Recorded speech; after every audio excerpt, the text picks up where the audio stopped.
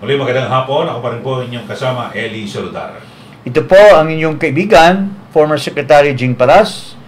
Bumabate ng magandang hapon sa ating mga kababayan at nagpapahayag ng mga hinaing ng ating mga kababayan ngayon. Ado, paglinawan po ang maestro, nagpupugay ng isang magandang araw sa inyong lahat. At siyempre ho mga kababayan ay kapansin-pansin ngayon ang biglaang pagkawala. Halos magkakasunod po yung mga social media accounts ng mga kilalang vlogger na talagang sabihin natin pumupuna sa kasalukuyang administrasyong Marcos Jr. So Secretary Jing, ano masasabi mo rito? Well, alam mo, itong Facebook, itong YouTube, itong Instagram or itong X or Twitter, ito po ay tinatag para to spread information, no? Kaya nga tinatawag ngayon ang advent ng social media. And that jibes with our constitution, itong saligang batas natin na kinikalala yung freedom of speech and freedom of expression, no? Ayan ay po ay kinilala ng pinaka-importanting provision ng ating saligang batas, yung Bill of Rights, na no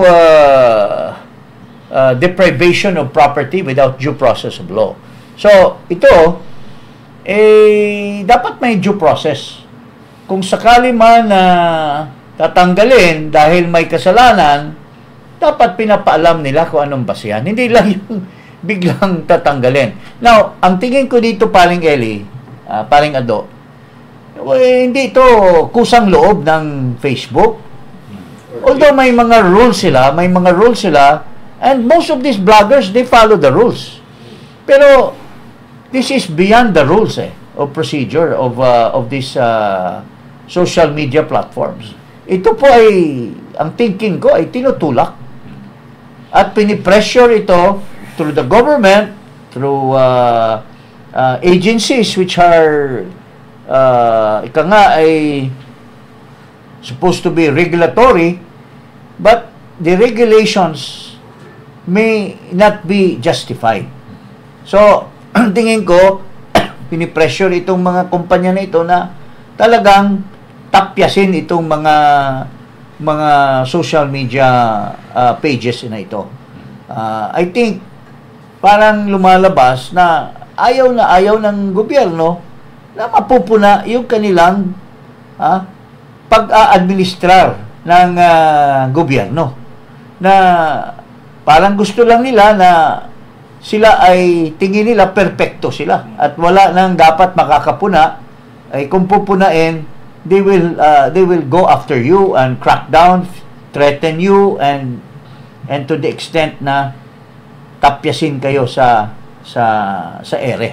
Kasi sa aking pagkakalam, Secretary Jing, alam ba, kung may binatikos man, ang kinakailangan, dapat kunang ka ng reaksyon o pahayag. Yes. Kung tinanggihan ka nila, yun, meron basihan na hindi balanse yung pamahayag. In the same way as, ito na nga, ito ay very transparent itong ginagawa ng gobyerno. And this is manifested dito kay Philippine National Police.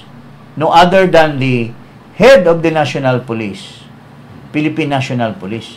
Siya mismo ang namumuno o nangunguna para i-threaten yung social media na wala namang basihan. Hindi man siya nag-conduct ng investigasyon muna at pinapasagot muna yung ang ginawa niya, nagpabala na lang siya hanggang basta-basta at sasabihin na tatanggalin or hahabulin at sasampahan ng kaso. That's not the proper way. There must be a show cause, and you're giving the accused or respondent due process. Ito, siya mismo ang namumuno At siya mismo pa ang nagsampa ng kaso na wala namang sinight siya na ano bang binabiolate. Is there a particular statement? Is there a particular expression or speech or statement that is red flag na magiging basihan mo sa pag-threaten? Kasi ito po, protected po ito. These are protected actions ng ating saligang batas. And only under the rule na there must be, para to deprive these rights, there must be a clear and present danger, Eli. Yun ang jurisprudence yan as far as, depriving citizens of the Bill of Rights, or the right of speech, the right of travel, the right of expression, and so on and so forth. Yun po ang nangyari dito. So, ito po ay nagbunga kasi dahil nga dahil sa rumor na magkakaroon ng expose tungkol dito sa isang video na sinasabi ay itong video na ito naglalahad daw or nagpapakita ng isang high official together with certain other officials and member of family na cocaine or ngayon kasi ay yung cocaine or itong shabu in social media parlance sinatawag na nila ngayon yang pulburon. So mayroon daw ganung official, and this is very critical for this official kasi it will have a bearing on his credibility as a public official kung napalabas itong video. But as of now, this has just been a mere rumor or mere propaganda until such time siguro na talagang patutunayan na mayroong ganitong video. Pero sinasabi nga natin kahapon doon sa ating isang episode, yung video hindi importante yan yung pagkatao, yung tao mismo. Ano bang kanyang body language? Ano bang nakikita sa kanyang pananalita, sa kanyang mga facial expression, sa kanyang mga gawain? That will exactly show what kind of a person he is. Is he using drugs? Is he just purely dumb person? Walang utak, so these are all can be determined by just a mere presence of that person. Hindi na yung mga video. Kaya nga tinanong si President Duterte in an interview, sabi niya, walang ganun. Although, nung kampanya, nagsalita na si Duterte na mayroong isang kandidato na nagko-cocaine. At saka, very clear kung tayo ay sumusunod doon sa statement ni Duterte, hindi lang siya tumigil doon sa mayroong isang kandidato na nagko-cocaine. Sinasabi pa niya na ano bang mayroon dito sa kandidato na ito? Ano bang nagawa nito? Kundi anak lang naman ng mayaman ito, kasama doon sa mga mayaman doon sa Davao. May binanggit niya pa, yung tatay. Yung tatay, yung tatay, palo ako doon, parang something like that. So, very clear. Yan, kailangan pa ba ng pulburon video yan? Na galing sa bibig ni Duterte? Kailangan pa ba niyang sabihin na, akong nag-utos niya na imbestigahan yan or what? He can always say, wala akong kinalaman dyan. Pero, noong eleksyon, sinabi na niya yung gusto niyang sabihin. So, ang ito po ay, dahil sa umiikot itong issue na ito, maraming biktima dito sa harassment ng gobyerno, and even using the social media platform as an instrument to silence people from expressing their views against the government. Ang hirap dito kasi, imbis na inward-looking sila to correct whatever there is to be correct, no? They're going after these people who are criticizing. Instead na sagutin directly, Oo. and I-address. i-address, Oo. kung magkamali man sila, i-address, pinapatahimik. In other words, wag nyo kami punain, parang ganon.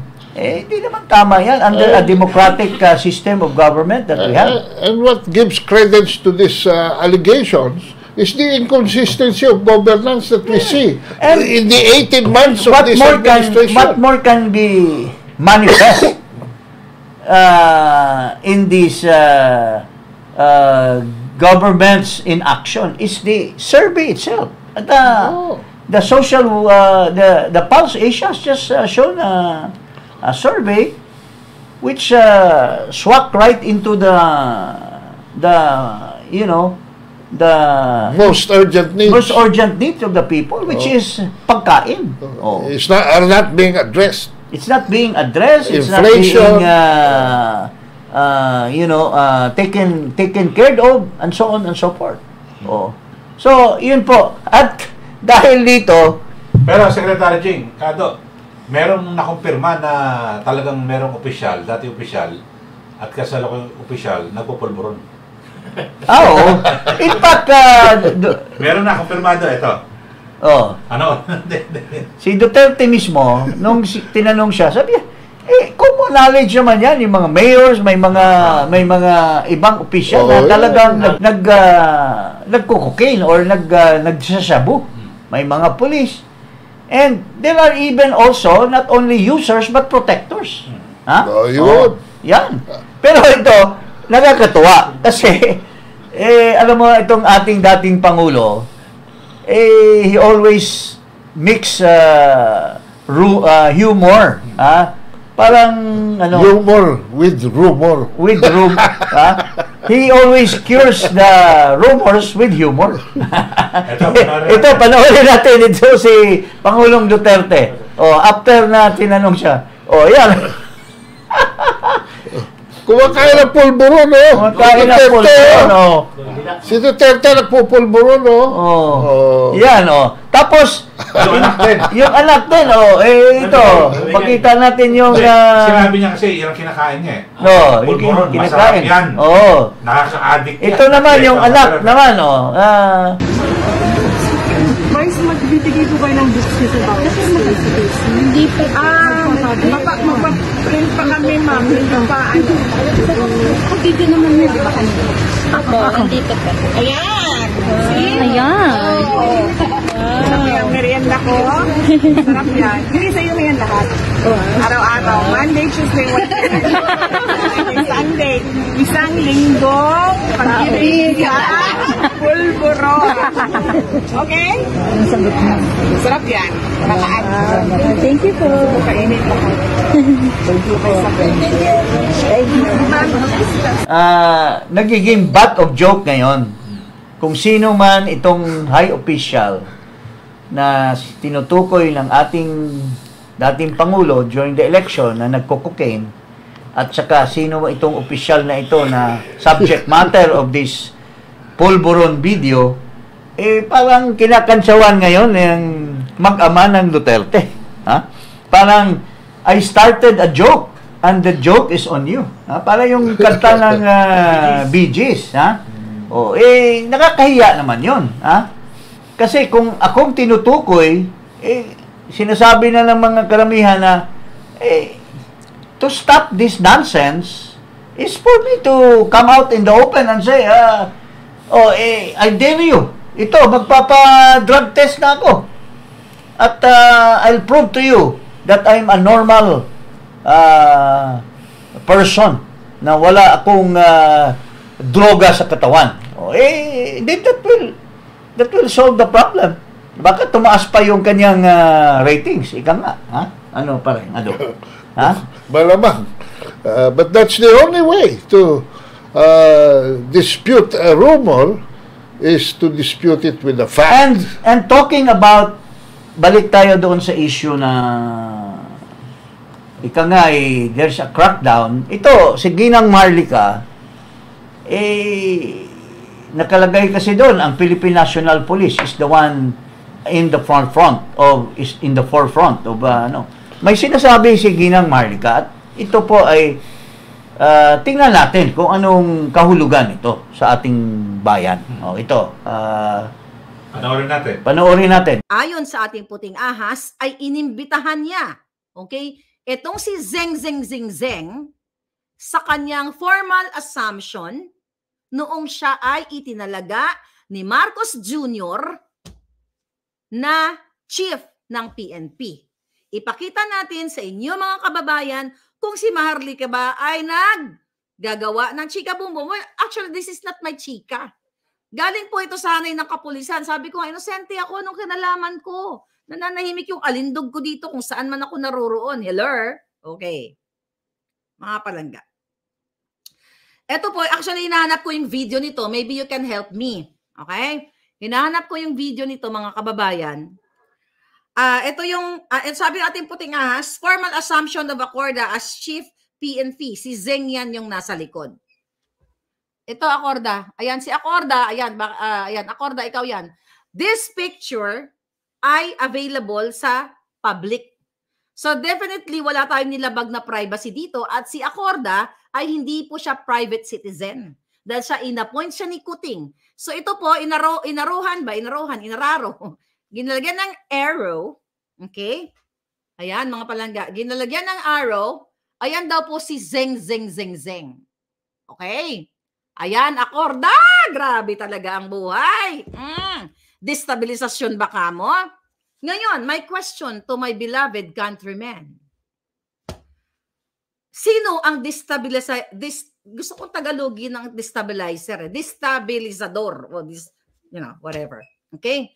Pag sinabi mo ang destabilizer ang isang tao sa isang gobyerno ay pinaparalisan niya ang ekonomiya sa pamamagitan ng mga guns, mga armas at pera para sirain ang isang gobyerno, ni Kuting.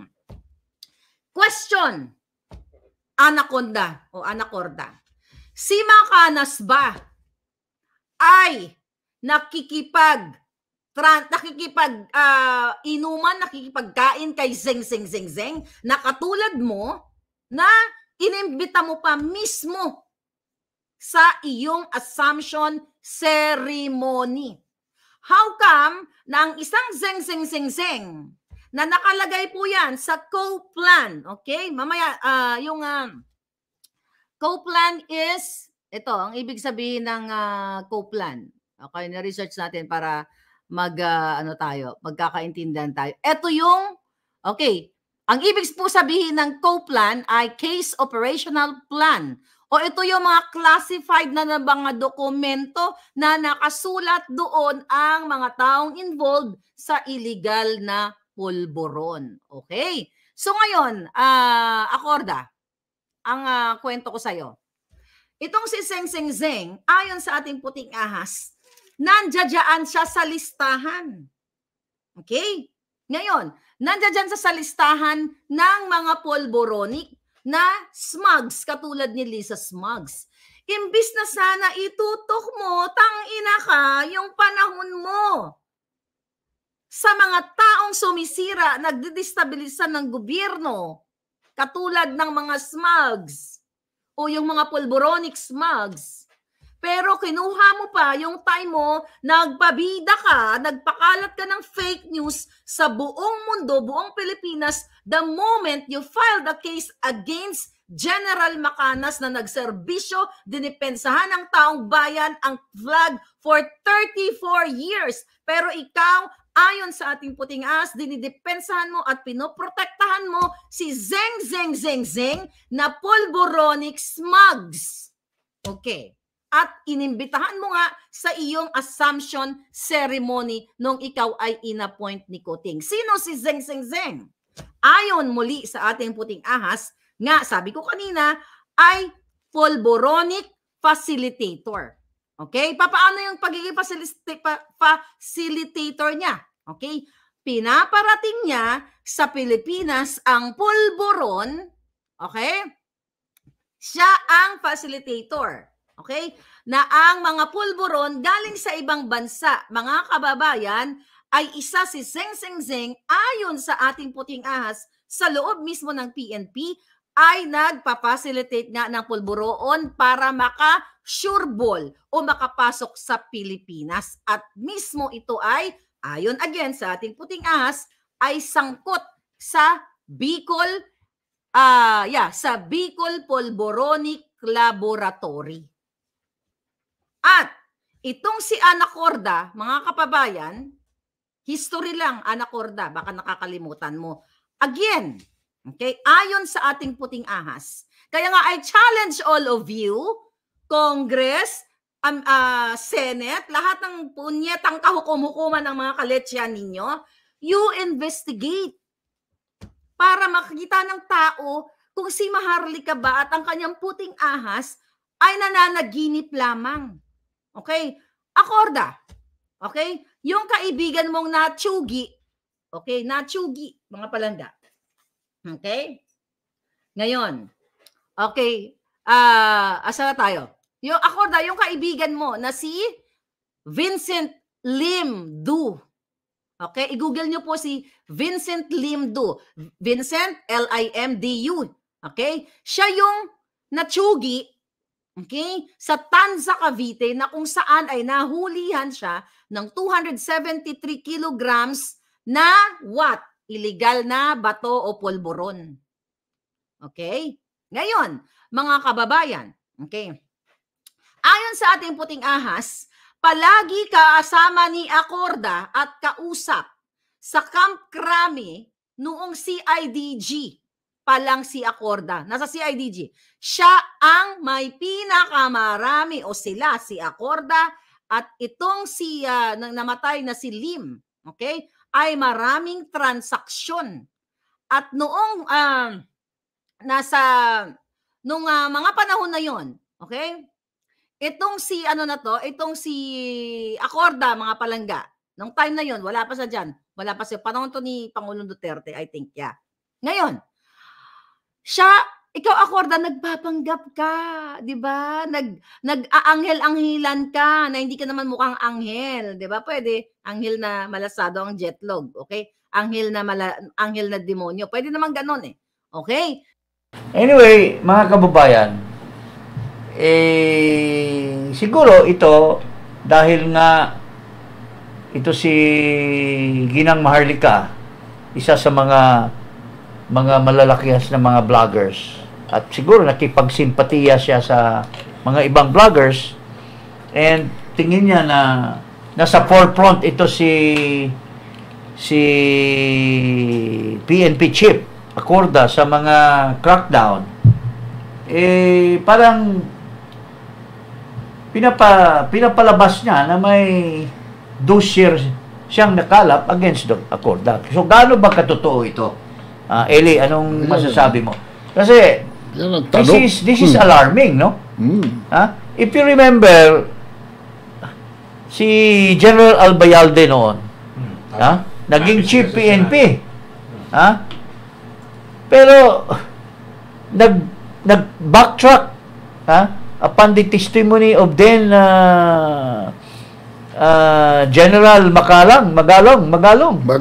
Nagkaroon ng investigation, natanggal si Albayalde kasi there was an allegation of parang hindi pa nga direct, parang nag-involve si Albayalde ng isang official na who was also into protection, drug protection. Pero so kung mayroong president na ganyan, ang tanong natin, kung may katibayan itong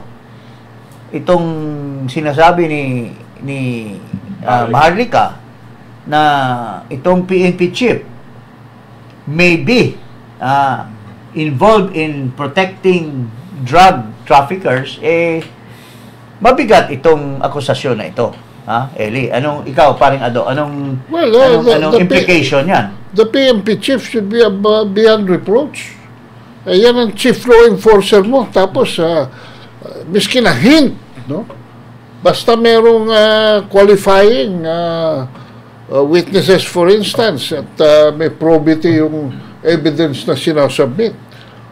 Dapat Whether ako para sa mag-resign na yan. akin, may katotohanan o hindi. Oo. Pero there's an accusation and mayroon na binanggit na may source Substantial, coming from inside and na-mention yung mga pangalan.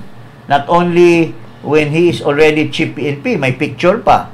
And when he was a CIDG head, may mga binabanggit na pangalan. I think this is worth, kung nakikinig siguro ang ating McCoy Jr.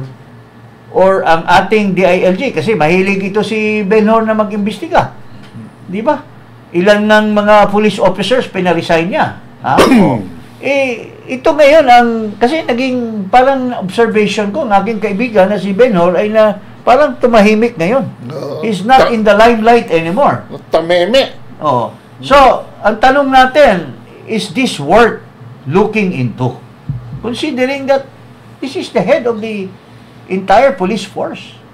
And this is an accusation. Whether may basihan o wala. Pero there is such thing. Kung if you put this under the rug, baka sabihin naman na pinoprotektahan ninyo ang mga kapulisan. It will hurt the institution. Oo, sa katiwalian. Siguro, imbestigahan na lang at mismo si General Nacorda, pabulaanan niya yung sinasabi, kung hindi, pwede niyang kasuhan. Pwede niyang kasuhan. Pwede niyang i-deny. Pero may picture, i-explain niya kung bakit nandoon yung alleged drug lord na Zeng daw na nasa likod nung kanyang kuan ba yan? Yung sworn in niya as a chief PNP.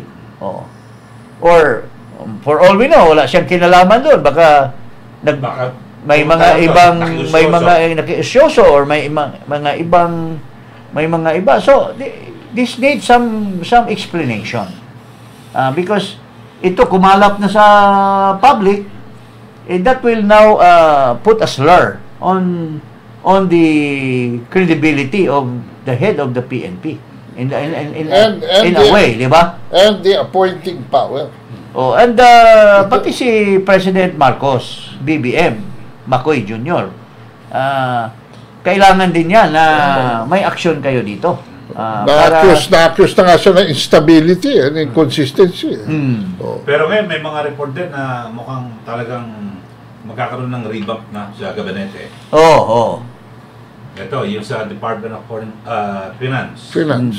So, may mga kababayan, may mga haka-haka. At matagal na natin naririnig ito na sinasabi nila on the way out na daw si Ginoong Jokno. At tayo dito sa ating programa ay matagal na nating dinidenounce yung mga aksyon ni Jokno. Day one pa lang.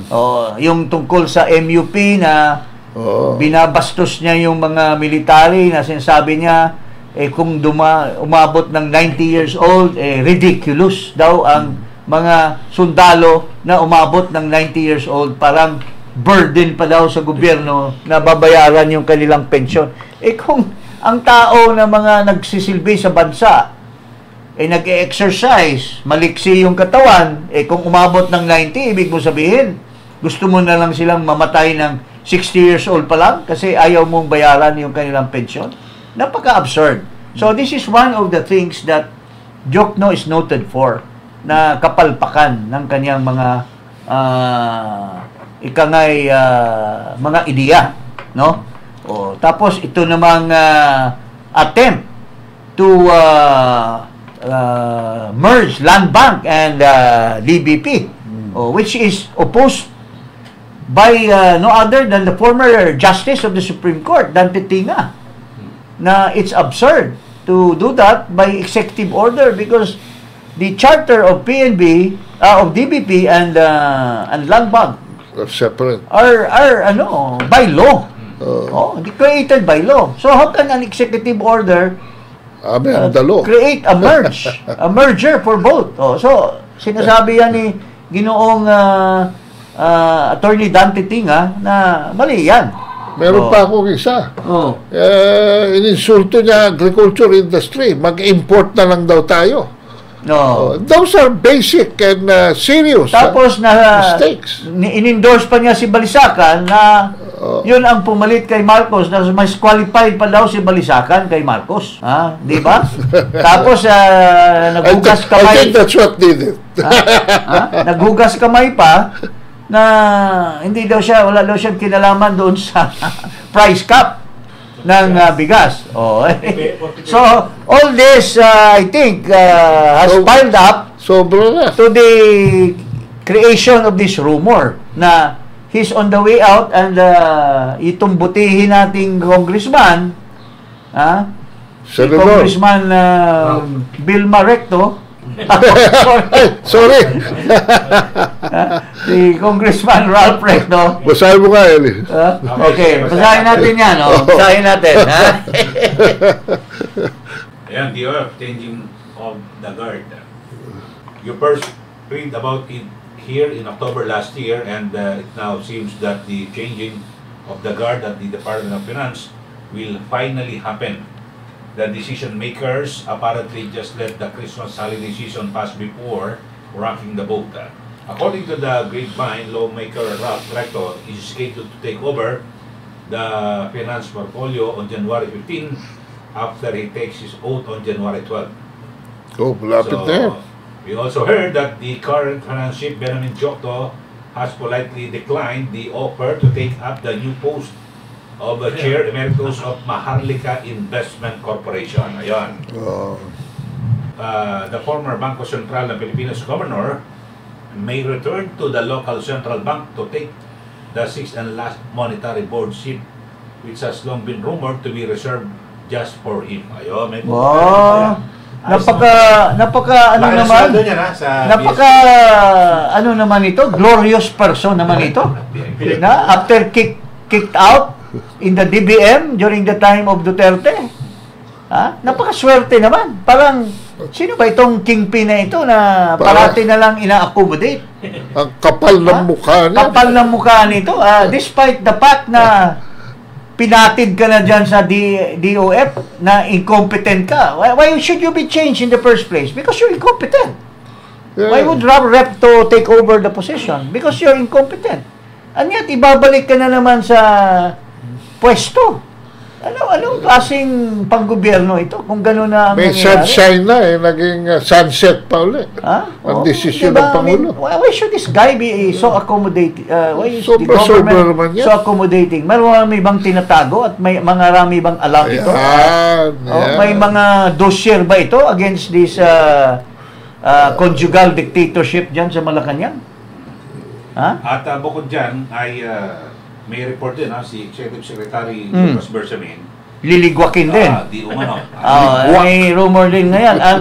And ito si Batangas Governor. Yun ang the best. Kung si Dodo Mandanas ay dadalhin nila dyan, we don't need a Marcos to run the country. We need Dodo Mandanas to run the country. Yun ang maganda. Kung yan ang ipalit kay Bersamin, si Dodo Mandanas, we are going for a good Philippines. Hindi na kailangang mag-travel na lang na mag-travel si Marcos. Si Mandanas na in charge sa gobyerno. Diba? Little president. He will be the little president because this guy is righteous, maka-Christian, and there are no tinge of rumors or any corruption by this Dodo Mandanas. A very high competency. Saka very competent. Kung that would be the best appointment. Well-rounded personality pa yan. Okay. So, yun po. Okay.